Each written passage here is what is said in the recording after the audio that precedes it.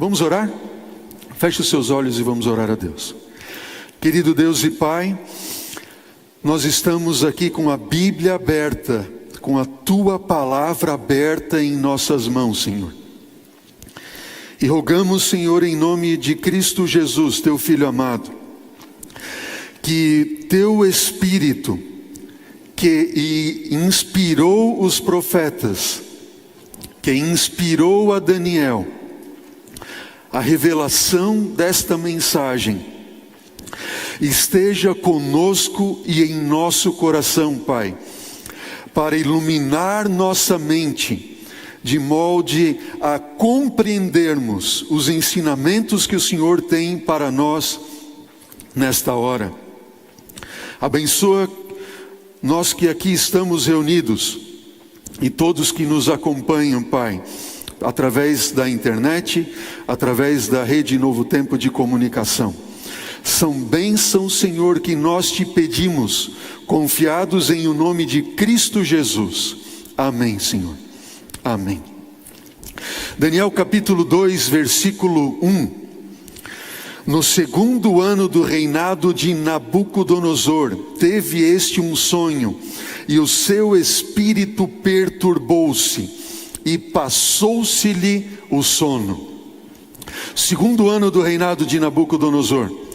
Bom, como assim, pastor, segundo ano do reinado de Nabucodonosor, se o livro de Daniel, no capítulo 1, fala que Nabucodonosor, ele ascendeu ao trono, e depois de 3 anos, Daniel então foi ali chamado juntamente com seus amigos e outros jovens para dar uma prova, ou para passar por uma prova de conhecimentos, enfim. Não seria este o 3º ano? E essa é uma daquelas aparentes contradições que nós vemos e encontramos na Bíblia, e que às vezes alguns dão de descrédito à palavra do Senhor. No entanto, sabe-se que na cultura babilônica, o ano de ascensão do rei não era contado. Então o primeiro ano era o ano seguinte ao ano da ascensão. Então este de fato era o segundo ano do reinado de Nabucodonosor. Bom, Nabucodonosor, ele teve um sonho, e o sonho passou-se da sua mente. E você vai ver que neste sonho, Deus ele traz a nós uma revelação acerca do futuro, acerca dos últimos dias da história deste mundo. E Deus vai descortinar para nós, diante de nós, a história do mundo. Eu quero lembrar para você que nos estudos que estamos fazendo acerca do livro de Daniel, essa temática, esperança para um mundo em crise, eu quero lembrar a você que nós estudaremos em cada capítulo 3 pontos. Primeiro, qual é a revelação que Deus faz acerca dele mesmo, de quem é Deus para nós. Segundo, como nós podemos aplicar o livro de Daniel aos nossos dias, para a minha vida pessoal, e como nós nos prepararmos para os dias que estão diante de nós. Entenderam bem? Predições. Muitas pessoas são fascinadas por profecias e predições, é ou não é verdade? Alguns, com tantas especulações, calculam datas aqui e ali. Jesus vai voltar 2027, porque o mundo isso e o mundo aquilo outro, e agora é o momento e tudo mais. Predições. Quais são algumas das predições que o homem, o ser humano, fez ao longo da história? Eu vou mostrar aqui algumas para vocês. Veja o que disse ali Dionysius Lardner, um cientista britânico. Ele diz assim: viajar de comboio a alta velocidade não é possível, porque os passageiros são incapazes de respirar, morreriam asfixiados. Essa predição foi de 1823. O que você diria de Dionísio Lardner? Impossível vai viajar num comboio. Olha o que disse ali Pierre Paché, ele falando acerca de Pasteur, Louis Pasteur. Diz assim: a teoria dos germes de Pasteur é uma ficção ridícula. Já imaginaram? 1872, uma outra predição humana ali, de homens, cientistas. Uau, cientistas, o que você diria, hein? E nós estamos vivendo hoje num mundo em que, é a ciência, é a razão. Veja outra predição ali, humana, que disse ali o relatório interno do Western Union, em 1876. Esse negócio de telefone tem demasiados problemas para ser considerado como meio de comunicação. Este aparelho não tem nenhum valor inerente para nós. O que você acha? É para a gente rir, não é verdade? É comédia. Difícil alguém hoje que vive sem um telefone, ou que não tenha sequer um aparelho de telefone. Olha o que diz esse camarada aqui, o presidente da Royal Society, Lord Kelvin, 1895, um pouco mais de 100 anos.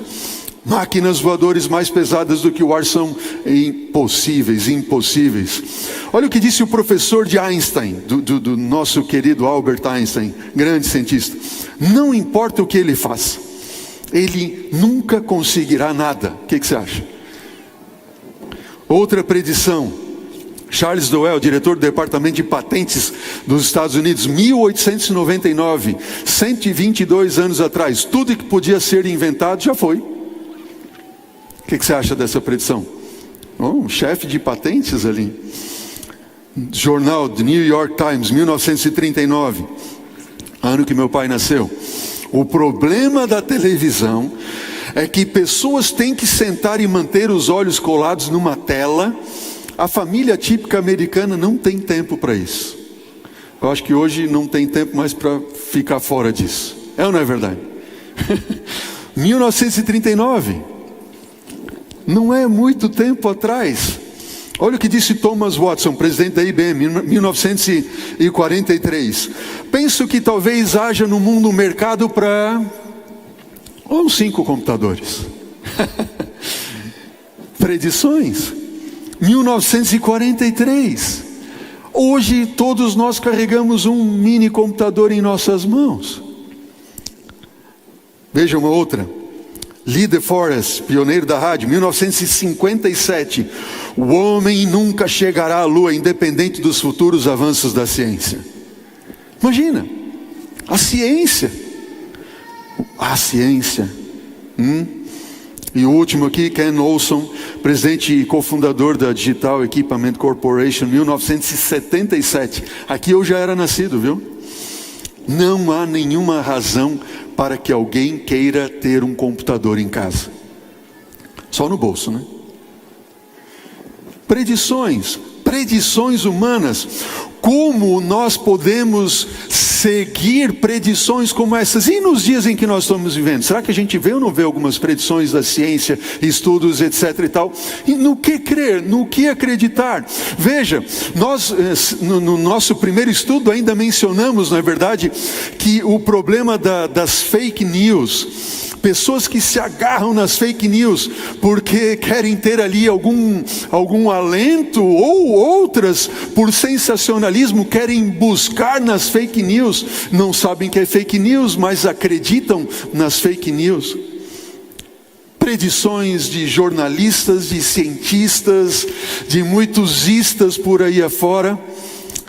Mas o que diz a palavra do Senhor Deus para nós? E é isto, queridos, que nós vamos estar buscando em nossa série Esperança para o Mundo em Crise. Nós estamos vivendo sim um mundo em crise. Temos muitos estudos e muitas predições. Alguns são bons, verdadeiros, muito solidificados. Outros tantos são achismos e especulações. Mas em que nós podemos nos agarrar para nós termos esperança? E é isso que nós estaremos estudando nesta série de Daniel, amém? Veja, a palavra do Senhor diz, Isaías 46, versículo 10: Eu sou o Deus que desde o princípio anuncio o que há de acontecer, e que desde a antiguidade as coisas que ainda não sucederam, que eu digo, o meu conselho permanecerá de pé, eu farei toda a minha vontade. E o versículo de Amós 3:7, e esse versículo ele fala ao meu coração. Sabe por quê? Porque quando eu dava estudos com o meu sogro, com o Dr. Adam, não havia um estudo que ele não mencionava esse verso. Amós 3,7. Eu decorei de tanto ouvir ele falar. Certamente o Senhor Deus não fará coisa alguma sem antes revelar os seus segredos. A quem? Aos seus servos, os profetas. Você quer ter segurança na sua vida? Em relação ao futuro, em relação ao que está diante de nós, em relação ao que Deus tem para você pessoalmente e o que Deus tem revelado para a sua igreja? Palavra do Senhor, seus servos, os profetas. Nabucodonosor teve um sonho, e o sonho passou-se-lhe da sua mente. Versículo 2, Daniel capítulo 2, versículo 2. Então o rei mandou chamar os magos, encantadores, feiticeiros e os caldeus, para que declarassem ao rei quais lhe foram os sonhos. Eles vieram e se apresentaram diante do rei. Disse-lhe o rei: eu tive um sonho, e para sabê-lo está perturbado o meu espírito. Os caldeus disseram ao rei em aramaico: ó rei, vive eternamente, dize o sonho aos teus servos, e nós te daremos a interpretação. Nabucodonosor teve um sonho. Ele diz a Bíblia sonhos, muito possivelmente ele teve esse sonho repetidas vezes na mesma noite. Quando ele acordou, seu espírito ficou perturbado. Aqui a palavra no hebraico significa que o seu coração começou a bater forte, se agitar. Entenderam bem ali? Sabe quando alguma coisa acontece e aí há uma enxurrada de adrenalina, o seu coração vai. E Nabucodonosor, ele sabia que o sonho era importante, ele ficou impressionado, ele acordou impressionado, no entanto, ele esqueceu o sonho. Ele chamou ali, então, quem?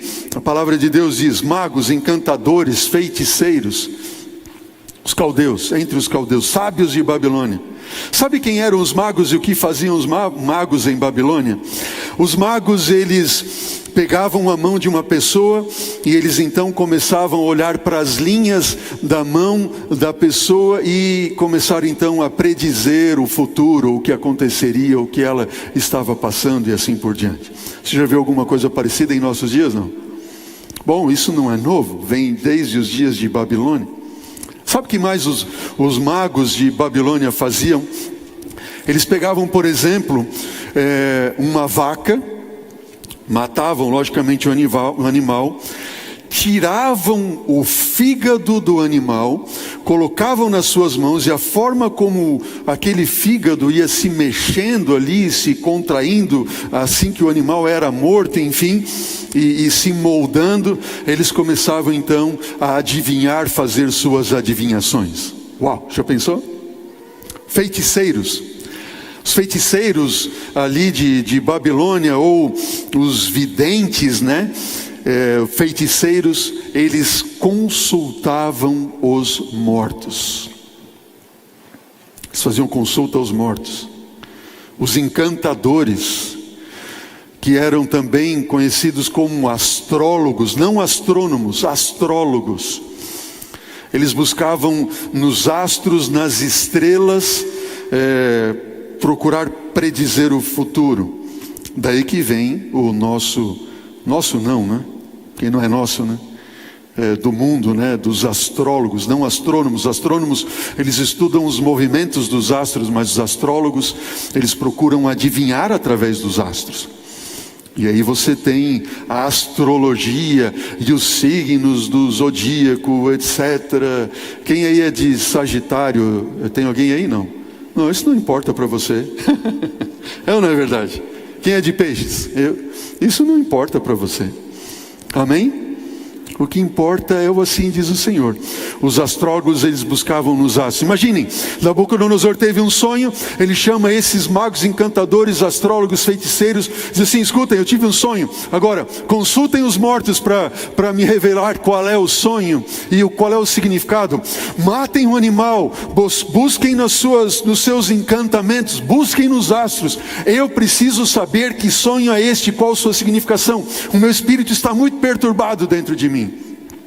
Qual foi a resposta dos astrólogos, feiticeiros, magos, encantadores, enfim? O que eles disseram? Versículo 4. Eles disseram: ó rei, vive eternamente, dize o sonho aos teus servos e te daremos a interpretação. Fala para a gente sonho, a gente vai dar a interpretação. Deixa eu dizer uma coisa para vocês. Sabe que eu tenho poder de interpretar sonhos? Sabia disso? Você me conta o sonho e eu dou a interpretação. Leandro, o que você acha? Se ela é verdadeira ou não, isso não importa, mas eu dou a interpretação para ele. E assim qualquer um de nós pode fazer, não é verdade? René, me diz o sonho, eu vou dar a interpretação. E aí? Muito simples, muito fácil, né? Tudo indica que Deus permitiu que Nabucodonosor esquecesse do sonho, porque a revelação teria que ver com a verdadeira e correta interpretação. Porque se ele falasse, qualquer um poderia interpretar qualquer coisa. Concordam comigo, não? Agora não. No momento que o sonho fosse revelado, Nabucodonosor seria então relembrado por Deus e pelo Espírito, pelas suas memórias, e a interpretação que fosse dada, aí agora sim, se você teve a capacidade de me dizer qual foi o sonho que eu tive, então você também muito certamente terá a capacidade de me dizer qual é a interpretação. Foi isso que aconteceu. Ele disse assim, bom, versículo 5, continue comigo, Daniel 2, versículo 5. Respondeu o rei e disse aos caldeus: uma coisa é certa, se não me fizerdes saber o sonho e a sua interpretação, sereis despedaçados e as vossas casas serão feitas montouro.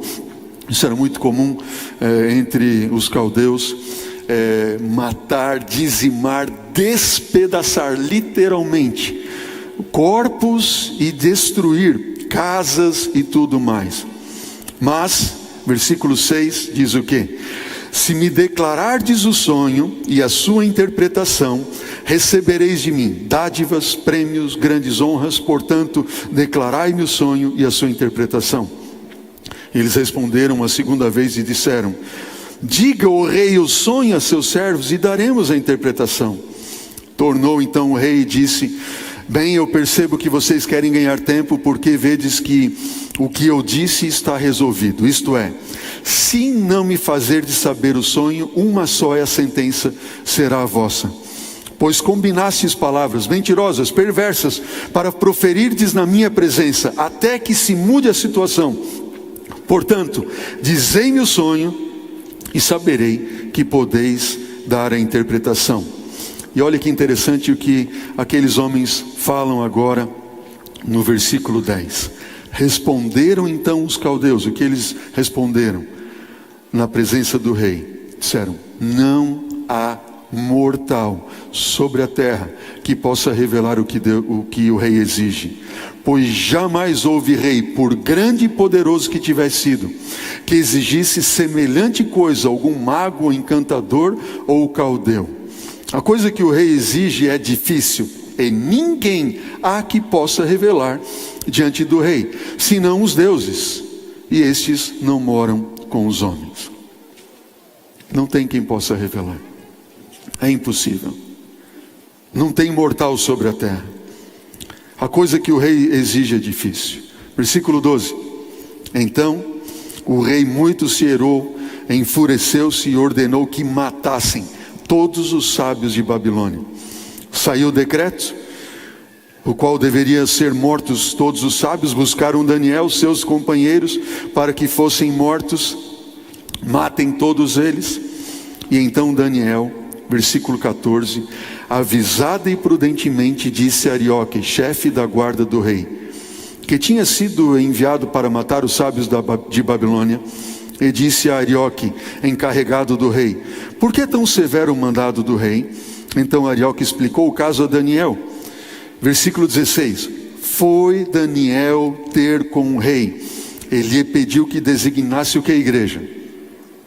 Dá um tempo para nós, dá um tempo. E ele revelaria ao rei a sua interpretação.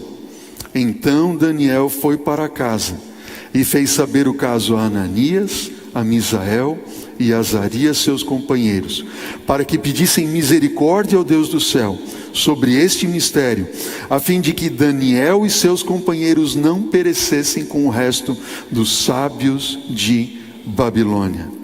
Ó, queridos, que homem foi este Daniel? Que Deus é este de Daniel? E eu quero, em nome de Jesus, que você tenha plena certeza, fé, convicção, esperança, de que o Deus de Daniel, Ele é o seu Deus.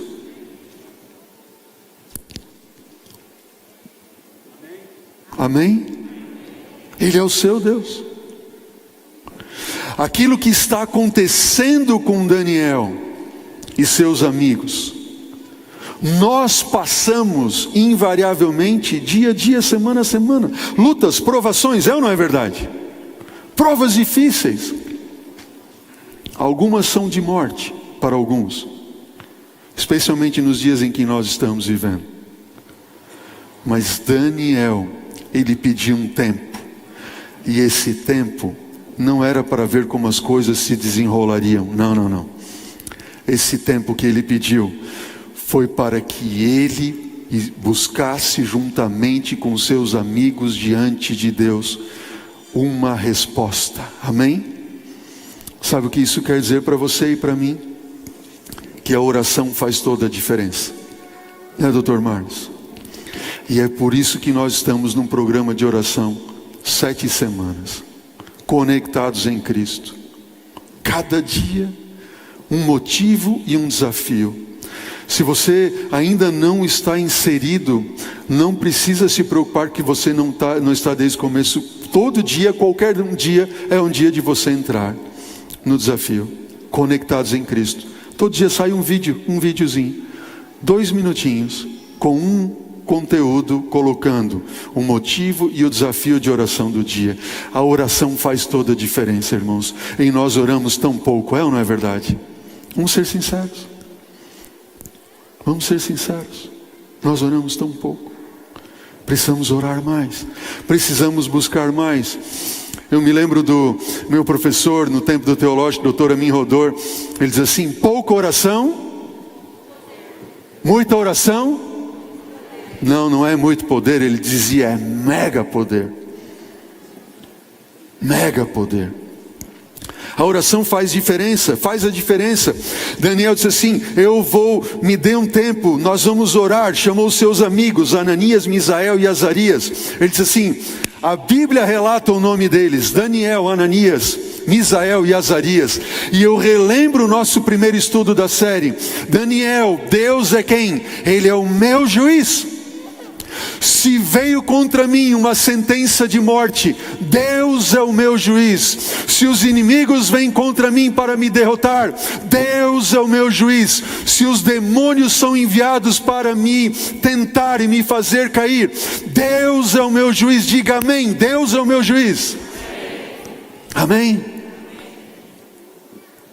Ananias, meu Deus, Ele é gracioso. Se há uma sentença de morte, se o inimigo está contra mim, se problemas me assaltam, Deus é o meu juiz, Deus é gracioso. Misael, Deus, quem é como Ele? O Deus de Daniel é o seu Deus, é o meu Deus. Amém. Ele é o meu juiz, Ele é o teu juiz. Ele é um Deus gracioso. Amém. E por último, esse nosso Deus, Ele é o nosso ajudador. Azarias, ajudador. Daniel foi buscar com seus amigos, cujos nomes revelam tudo o que Deus é para nós. Queridos, busquemos em Deus. E eles buscaram no Senhor. Versículo 19 do capítulo 2 de Daniel diz assim: então foi revelado um mistério a Daniel numa visão de noite, e Daniel bendisse o Deus do céu. Disse Daniel: bendito seja o nome de Deus de eternidade a eternidade. Dele é o que, igreja? Sabedoria e poder. Dele, do Senhor, é a sabedoria e o poder. Amém. A sabedoria está neste mundo, nas coisas deste mundo. É o mundo que vai dizer para você como você tem que se comportar. É o mundo que tem que dizer para você o que vai acontecer. É o mundo que tem que revelar para você o que está acontecendo, o que vai acontecer. Não, absolutamente não. É dele a sabedoria, e é dele é o poder. Dele a sabedoria e o poder. Sabe o que isso quer dizer, queridos? A Bíblia diz, não eu. Lá em Tiago, no capítulo 1, versículo 5. Qual é o texto?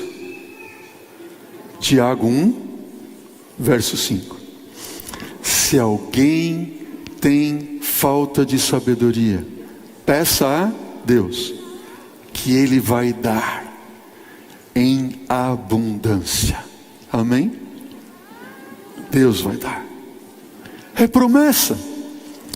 Deus cumpre ou não cumpre suas promessas? Sim ou não? Sim. Deus é Deus e não muda. Deus, Ele é Deus. Ele prometeu, Ele cumpriu, Ele cumprirá. Ponto final. Ele diz assim: filhos, você quer sabedoria? Peça que eu vou te dar.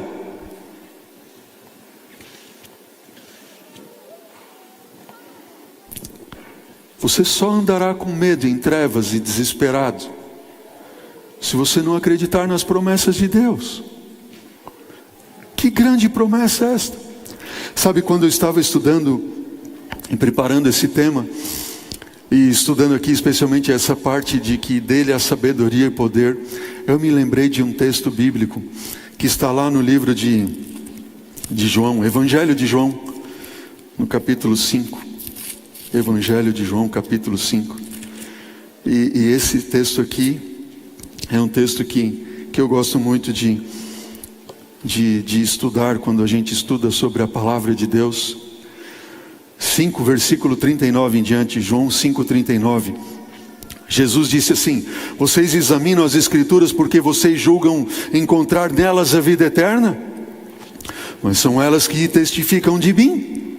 Versículo 40, contudo vocês não querem vir a mim para ter vida.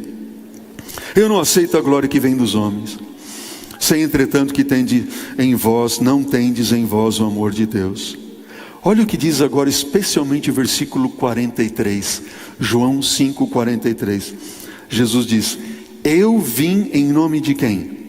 Do meu Pai, e vocês não me recebem. Se um outro vier em seu próprio nome, certamente o recebereis. Como podeis crer, vós os que aceitais glória uns dos outros, contudo não procurais a glória que vem do único Deus? O que Jesus está dizendo aqui, queridos? A sabedoria e o poder vêm de quem? De Deus. Mas existem muitos falsos profetas por aí afora. É ou não é verdade? Tem ou não tem? Falsos ensinadores. E tem em nosso meio também, sim ou não? Sim ou não? Buscando tanta especulação, tantos achismos. Eu mencionei que você não vai encontrar aqui nessa série a especulação e achismo. É só o assim diz o Senhor. Ponto final. O que Ele revelou, revelou. O que Ele não revelou, vamos esperar. Amém? Vamos esperar. Agora, se levantam por aí afora tantos e tantos, falando isso, aquilo, outro, etc. E pessoas, centenas, milhares de pessoas são seguidores destes.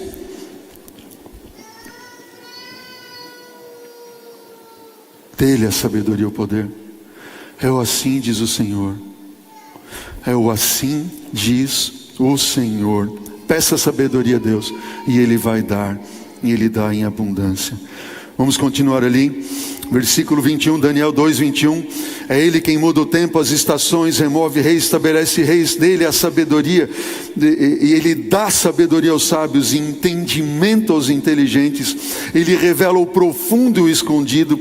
Ele conhece o que está nas trevas, e com Ele mora a luz. A Ti, ó Deus de meus pais, eu te rendo graças, eu te louvo, porque me deste sabedoria e poder, agora me fizeste saber o que te pedimos, porque nos fizeste saber o caso do rei.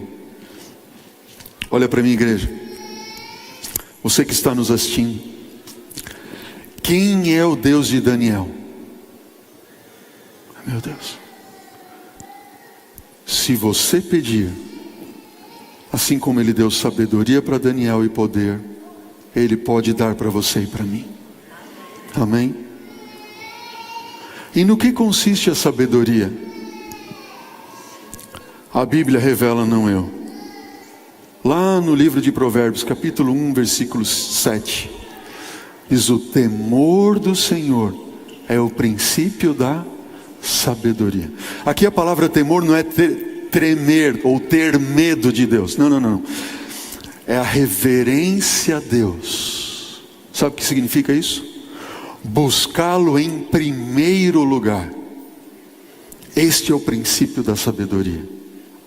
Deus, buscar Deus em primeiro lugar. Nós passamos por desafios diários, é ou não é verdade? Temos que fazer escolhas diárias em nossa vida, é ou não é verdade? Algumas são grandes escolhas, outras são pequenas escolhas. Mas nós temos que fazer escolhas todos os dias. Todos os dias, todos os momentos. Quando você abre os olhos, você já tem que fazer uma escolha. Vou levantar ou não vou levantar? Tocou o despertador, vou colocar ali mais uns 5, 7 minutos? Você faz uma escolha, não é verdade? Escolhas. Sábio é aquele que coloca Deus em todas as suas escolhas. Todas, grandes ou pequenas.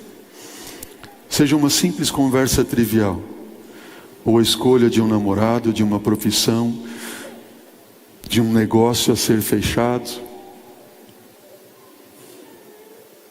de uma compra a ser feita, um carro para ser trocado, um tênis, uma saia, uma roupa, tudo. Sábio é quem coloca Deus em primeiro lugar em tudo.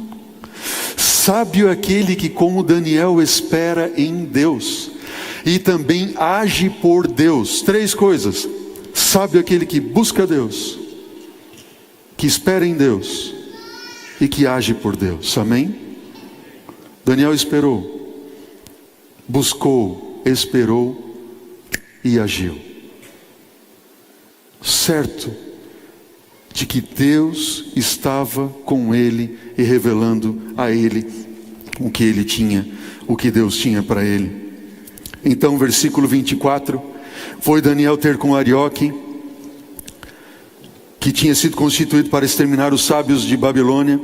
Entrou e lhe disse: não mates os sábios de Babilônia, introduz-me na presença do rei, e eu revelarei ao rei a interpretação. Então Arioque depressa introduziu Daniel na presença do rei. Ele disse: achei um dentre os filhos dos cativos de Judá, o qual revelará ao rei a interpretação. Respondeu o rei a Daniel, cujo nome era Beltesazar. Olha o que o rei respondeu quando viu Daniel diante dele: podes tu fazer-me saber o que vi no sonho e a sua interpretação? Podes tu? Daniel podia fazer dele mesmo essa capacidade, esse poder, sim ou não? Podia ou não podia? Podia, mas Daniel não fez. Disse assim: não, eu não posso. De quem é a sabedoria e o poder? Dele. Oh, queridos, quantos em nossos dias eu vejo e ouço dizendo: meu braço construiu essa empresa, foi com a minha inteligência que eu construí tal coisa, este é o meu carro, esta é a minha empresa, esses são os meus títulos, este é o meu poder, é a minha sabedoria e inteligência que construiu tudo isso, ou que fez tudo isso. Isso vale para todas as áreas. Mesmo nós pastores, mais tentados de todos, que foi o sermão que eu preguei. Minha sabedoria?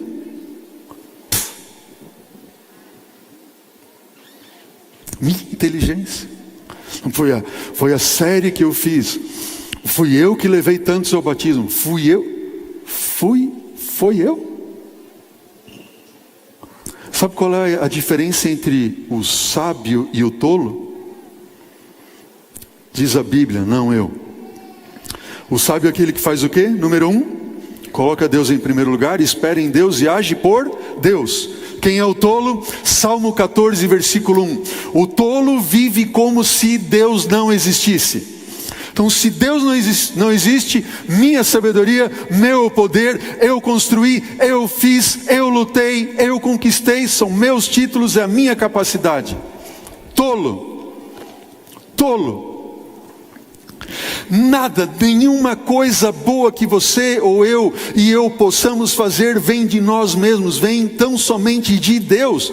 E não reconhecer isso é a maior tolice, estultícia desse mundo. Entenderam bem? Você conquistou? Quem é que te deu a vida? Quem é que te dá a inteligência? Capacidade para respirar, arrazoar, pensar, fazer, tomar, agir. Deus. Por isso que nós devemos reconhecer a Ele como sendo o nosso Deus. E tudo que somos, tudo que temos e tudo que fazemos, devemos dedicar a Ele. Amém? É esse o seu desejo? Ele. Respondeu-lhe Daniel, versículo 26. Daniel respondeu e disse, o rei disse a Daniel, podes tu fazer saber, versículo 27, respondeu Daniel na presença do rei e disse, o mistério que o rei exige, nem encantadores, nem magos, nem astrólogos o podem revelar ao rei, mas há um Deus no céu que revela mistérios, pois este Deus fez saber ao rei o que há de acontecer quando? Nos últimos dias. E nós estamos vivendo nos últimos dias, sim ou não? Sim, e você vai ver no estudo de Daniel de hoje que nós estamos fazendo, que nós estamos nos últimos dias. Nós não estamos nos últimos dias, nós estamos no fim dos últimos dias. Falta só um pouquinho mais, Jesus vai voltar. Deus revelou o que vai acontecer nos últimos dias ao Senhor. Versículo o teu sonho, versículo 28, e as visões da tua cabeça quando estavas no teu leito são estas. 2 pontos, são estas. Estando tu, ó rei, no teu leito, surgiram-te pensamentos a respeito do que há de ser depois disto. Aquele, pois, que revela mistérios, te revelou o que há de ser. Deus deu uma revelação ao Senhor, rei. O que Deus disse ao Senhor, e a mim foi revelado, diz, versículo 30, foi revelado a mim esse mistério, não porque haja em mim mais sabedoria do que em qualquer outro dos seres viventes, mas para que a interpretação se fizesse saber ao rei, e para que entendesses as cogitações da tua mente. Quem era Daniel? O que Deus esperava de Daniel? Eu pergunto para você, Daniel respondeu à altura daquilo que Deus esperava dele, sim ou não? Amém, com certeza. Eu não sou mais sábio do que nenhum outro ser humano, não sou melhor do que ninguém, não sou mais inteligente, mas Deus deu a mim só para fazer revelar ao rei. Quem é o Deus de Daniel? É o seu Deus. Mas Deus espera que você responda como Daniel, sim ou não? Humildade. Dele é a sabedoria e o poder. Tu, ó rei, versículo 31, tu, ó rei, estavas vendo, e eis uma grande estátua, e esta era imensa e de extraordinário esplendor, estava em pé diante de ti, e a sua aparência era terrível. A cabeça da estátua, ó rei, era de ouro, o peito e os braços de prata, o ventre e os quadris de bronze, as pernas da estátua eram de ferro, os pés em parte de ferro, em parte de barro. Quando estavas olhando, uma pedra foi cortada sem auxílio de mãos humanas e feriu a estátua nos pés de ferro e de barro e os esmiuçou. Então Foi juntamente esmiuçado o ferro, o barro, o bronze, a prata, o ouro, os quais se fizeram como a palha das eiras do estio, e o vento os levou. E dele não se viram mais vestígios, mas a pedra que feriu a estátua se tornou em grande montanha e encheu toda a terra. Este é o sonho, rei. E eu também vou dar a interpretação ao rei. Uau! A que se referia aquele sonho? Aos últimos dias. Daniel revelou ao rei que ele havia tido um sonho, e nesse sonho ele viu uma grande estátua. Uma estátua horrível. E essa estátua tinha cabeça de ouro, peito de prata, ventre de bronze, as pernas eram de ferro, e os pés, nos pés havia ferro misturado com barro. Enquanto o rei via em sonho aquela estátua, diz Daniel que ele, o rei, viu uma pedra que foi lançada sem auxílio de mãos humanas. Não tinha que ver com o homem, não tinha que ver com a humanidade, com aquilo que o homem pode fazer. E esta pedra atingiu aos pés da estátua e destruiu o ferro e o barro e o bronze, e destruiu a prata, e toda a estátua virou em nada. Este é o sonho. Daniel disse: agora eu vou dar a interpretação para o rei. Qual é a interpretação? Veja, versículo 37. Tu, ó rei, olha o que diz o versículo 37. Tu, ó rei, rei de reis, a quem o Deus do céu conferiu o reino, o poder, a força e a glória, a cujas mãos foram entregues os filhos dos homens, onde quer que eles habitem, e os animais do campo e as aves do céu, para que dominasses sobre todos eles. Tu és a cabeça de ouro. Tu és a cabeça de ouro. Sabe, queridos, quando Daniel começa a dar a interpretação, disse: tu és a cabeça de ouro. O ouro é um metal muito presente, e era muito presente em Babilônia. Templos de ouro. Bel-Marduk era um deus de ouro, que tinha ao seu lado uma mesa de ouro, e um sacerdote também que se cobria de ouro. E Babilônia é o reino, domínio do ouro. Jeremias fala, o profeta Jeremias, que Babilônia, o domínio, o reinado de ouro. Era muito claro isso. Agora tudo começava a ficar claro. Babilônia, a grande cidade, o grande domínio, dominou Babilônia desde o ano 605 até o ano 539 antes de Cristo. E a maior parte do tempo desse domínio foi do próprio Nabucodonosor, cerca de 44 anos. Babilônia, imagine esta grande cidade, mais de 100 quilômetros de perímetro, muralhas com cerca de 30 metros de altura, largas, tão largas, onde poderiam 3 carros de guerra passar um do lado do outro, nas suas muralhas, em cima delas. O grande rio Eufrates, que passava por meio da cidade, por dentro dela, poderia prover vida e alimento para a cidade, mesmo que ela fosse sitiada por cerca de 20 anos. Sabe o que os babilônios faziam quando algum exército vinha e sitiava a cidade? Em outras cidades eles lançavam flechas, dardos e pedras.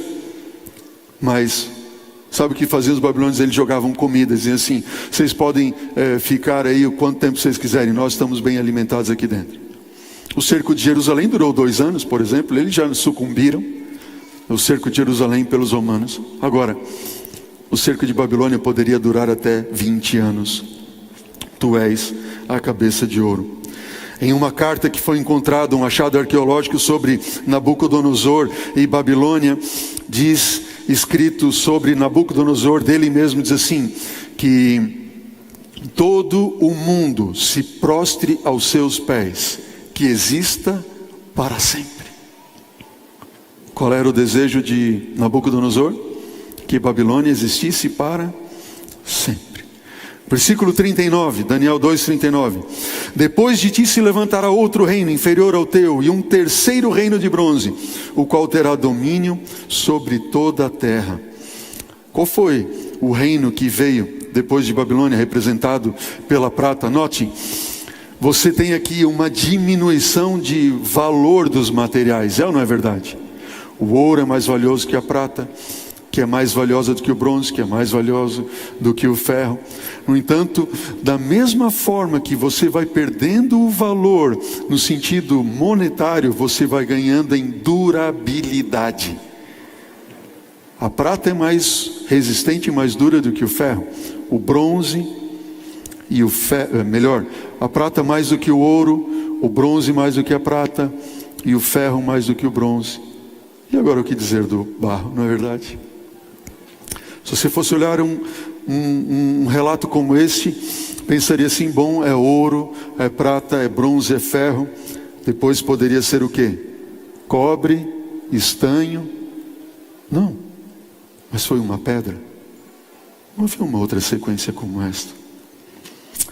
O domínio medo-persa, isso nós encontramos na história, e a própria Bíblia relata isso. Os medo-persas conquistaram Babilônia no ano 539, nós vamos estudar isso um pouco mais à frente, e dominaram o mundo antigo até o ano 331 a.C. A própria Bíblia, no livro de Daniel, capítulo 5, 28, diz: dividido foi o teu reino, referindo-se à Babilônia, e dado aos medos e aos persas. Daniel, capítulo 6, versículo 8 e 8, 20 falam a mesma coisa. Imaginem que aquele que derrubaria o império babilônico, o nome dele é citado cerca de 150 anos antes de ele nascer. E nós encontramos isso no livro de Isaías, o nome de Ciro, cerca de 150 anos sequer de ele nascer. A predição de Deus já foi clara e disse: assim diz o Senhor ao seu ungido, a Ciro, a quem eu tomo pela mão direita para bater as nações ante a sua face, para descingir os lombos dos reis, para abrir diante dele as portas que não se fecharão. Depois viria um reino de bronze. Quem conquistou o domínio medo-persa foram os gregos, e o grande reinado Alexandre o Grande, e ele conquistou em 331, e os gregos dominaram até 168 a.C. No livro da Biblioteca da História, diz o seguinte: estou convencido que não houve nação, cidade ou povo onde o nome dele, de Alexandre o Grande, chegasse. Você tem Babilônia, Medo-Pérsia, Grécia, e nós temos aqui agora o reino, o domínio de ferro. Interessante que para Babilônia, Medo-Pérsia, Grécia, um versículo para cada um, e um versículo para Medo-Pérsia e Grécia. Mas para o ferro não. Maior descrição nós encontramos aqui do versículo 40 a 43, diz assim: o quarto reino será forte como o ferro, pois o ferro tudo quebra e esmiuça. Como o ferro quebra todas as coisas, assim também ele fará em pedaços e esmiuçará. Quanto ao que viste dos pés e dos artelhos, dos dedos dos pés, em parte de ferro, de barro e de oleiro, barro de oleiro em parte de ferro, esse será um reino dividido. Contudo haverá nele alguma coisa da firmeza do ferro, pois como que viste, o ferro é misturado com barro de lodo. E como os artelhos dos pés eram em parte de ferro e em parte de barro, assim será uma parte do reino será forte, a outra será fraca. Quanto ao que viste do ferro misturado com barro de lodo, misturar-se-ão mediante casamento, mas não se ligarão um ao outro, assim como o ferro não se mistura com o barro. Qual foi o grande império que dominou os gregos, que destronou os gregos? Foi o Império Romano, representado pelas pernas de ferro. Assim como os gregos são representados pelo bronze, porque o seu exército empunhava escudos de bronze, armas de bronze, o exército romano empunhava armas de ferro, o domínio do ferro. Diz Gibbons acerca do domínio romano, que dominou desde 168 a.C. até meados do 5º século depois de Cristo. Ele diz assim: as imagens de ouro de prata e de bronze que podem servir para representar as nações e os seus reis foram sucessivamente destruídas pela monarquia de ferro de Roma. Você pode estar olhando assim, uau, que isso? Todo mundo colocado e toda a predição de Deus. E eu quero mostrar aqui para vocês algo interessante que não somente homens, teólogos ou historiadores, enfim, viram isso, mas cientistas. E um deles é esse indivíduo aqui, esse cientista aqui. Ele é Isaac Newton, um grande homem. E quando a gente pensa em Newton, o que vem à sua mente? Vem uma maçã caindo na cabeça, né? Mas Newton, ele estudou e foi muito mais. Ele era um apaixonado por matemática, um dos grandes pais da matemática, não é verdade? Mas Newton, ele escreveu mais sobre a Bíblia e profecias do que sobre qualquer outro assunto. E nesse livro que são aqui as profecias de Daniel e Apocalipse feitas pelo próprio Isaac Newton, você vai ver que ele faz esta mesma análise. Pois ele estudou, ele viu a história, a Bíblia revelando tudo isto. Quanto aos pés que viste, versículo 41, e dos artelhos em parte de ferro, de barro e de oleiro em parte de ferro, será um reino dividido. Veja, nós encontramos aqui, queridos, eu quero que você venha comigo, a imagem da estátua. O ferro que representa Roma, ele vai até onde? Ele vai até o fim. Só que quando chega no fim, há algo do ferro misturado com barro. Qual é o significado disto?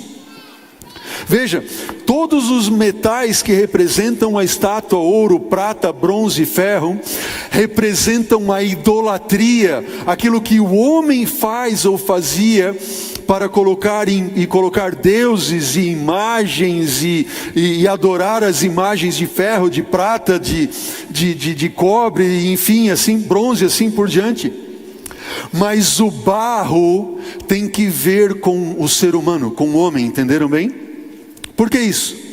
Toda vez que a Bíblia fala do barro, barro do oleiro, eu pergunto para você, de onde nós viemos? Não foi do barro? E a palavra diz que o Senhor Deus formou o homem do barro, do pó da terra. E o livro de Isaías diz que nós somos nas mãos de Deus como o barro nas mãos do oleiro. Sabe o que significa? Significa dependência do ser humano para com Deus. Nós temos que reconhecer que nós temos um Criador. O aspecto barro tem que ver com algo religioso. Aquilo que você deve reconhecer que tem em Deus. Só que aqui nós vemos um ferro misturado com barro. O barro que deveria agora ser uma representação de uma busca a Deus está ligado ao ferro, a deuses humanos, as coisas que o homem pode fazer, a idolatria humana. E nós vamos perceber que este reino de Roma, este domínio romano que vai até o fim, vai até os pés, no fim ele é ferro que representa domínio humano, político, junto com alguma coisa voltada à religião. Entenderam a ideia ali?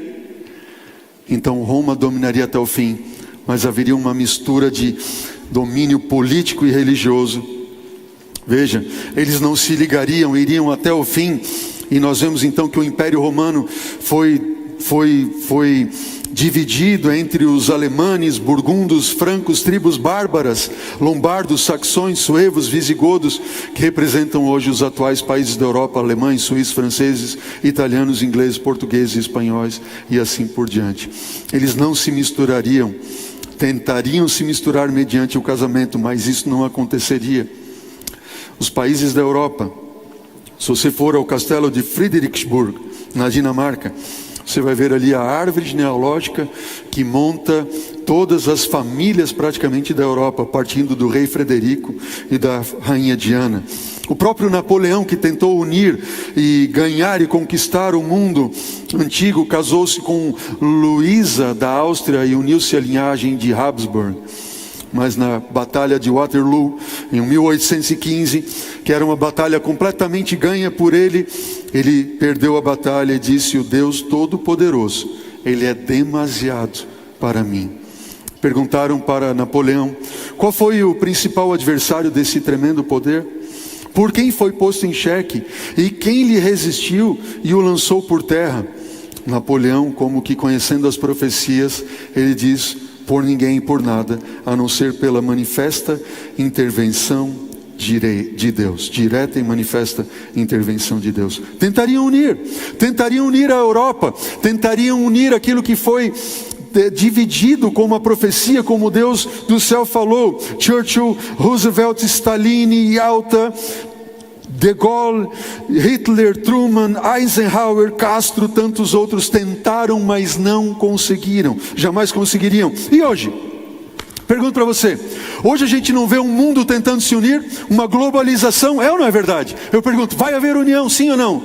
Na Europa vai haver união? Você tem o livre comércio comum europeu. Eu pergunto, estão unidos? Vão se unir? Não vão se unir. Você tem a ONU, a Organização das Nações o quê? Unidas. Eu pergunto, vão se unir? Sim ou não? Não vão conseguir se unir, porque de onde vem essa união? De onde vem essa ideia? Babilônia. De onde vem isso tudo? Você tem ali a OMS, Organização Mundial de... Eu pergunto, estão unidos? E agora, os grandes homens poderosos do mundo, poderes do mundo, estão tentando implantar algo que se chama a nova ordem mundial. Vão unir? Pergunto para vocês. Qual é o objetivo dessa união? Qual é o objetivo? Olha o que diz a Bíblia, não eu. Diz assim, versículo 44 de Daniel 2. Mas nos dias destes reis, aqui aparece a palavra reis, a primeira vez no plural. Nos dias destes reis, o Deus do céu suscitará um reino que jamais será destruído.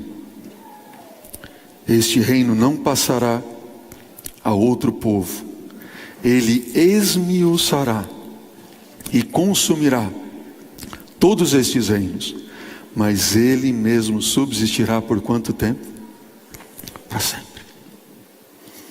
Eu pergunto para você, é a nova ordem mundial que o mundo está e estará tentando impor? Sim ou não? Qual vai ser a nova ordem mundial que será estabelecida